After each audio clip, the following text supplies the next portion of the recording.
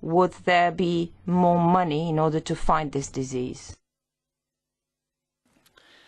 Thank you very much.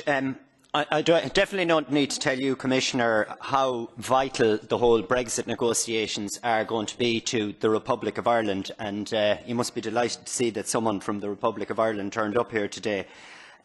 But you would have to say that there are conflicting messages coming forward as to how well things are going on. I hear on one hand that we've had a success that I don't think anyone thought we wouldn't have anyways, that if we end up with the United Ireland, then the 6 counties will be allowed to rejoin the EU. Whoever said that was going to be a problem? Thanks for solving a problem we never said we had in the first place. But we do have problems potentially with the freedom of movement of goods and people.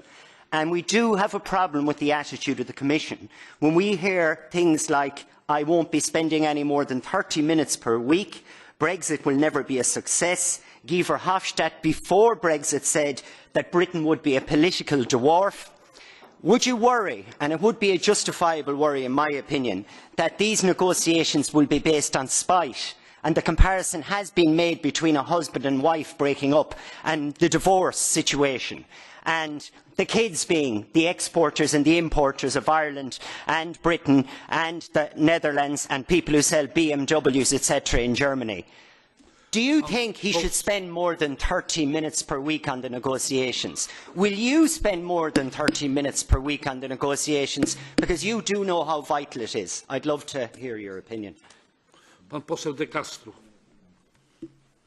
Grazie Presidente. Grazie Commissario. Thank you, Chairman. Thank you, Commissioner, for being with us today. Thank you very much for having been in the committee when we, on the 3rd of May last, when we approved the draft regulation.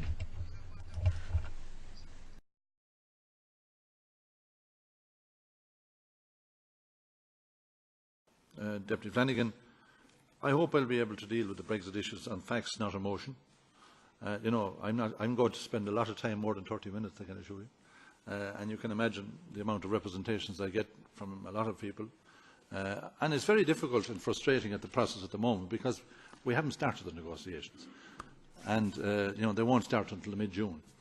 But as they progress, and we know the agenda now, the agenda is quite good from an Island of Ireland point of view from this respect, that there's a recognition by this House and all of the institutions that there is a unique set of circumstances that are prevalent there that may not be prevalent elsewhere because we have a divided island and because we have such a trading relationship north-south and east-west. So these are issues now that are recognised by everybody and which we welcome. And I think the European Union, as it always has stood behind the peace process and the Good Friday Agreement, has supported it in various financial ways as well as other ways. And we have certainly, I think, in the guidelines that were published by the Council on the 29th of April, we see the agenda for the next short while on the first 3 items, which is the financial issues, which of course will have a bearing on the future of the CAP as well. We have issues on citizens' rights, which are important from everybody's point of view about the freedom to know where we stand in relation to our citizenship and the movement of people in that context. And thirdly, on the border issues. And they're not just Ireland, but also Cyprus and also Spain and Gibraltar. These issues have to be resolved as well. So you can take it from me that we will not be resting on our laurels, but also all we can do is take observations and submissions at the moment. We're not even at the starting gate, unfortunately, and I will certainly be glad to keep you informed as things develop, as matters develop.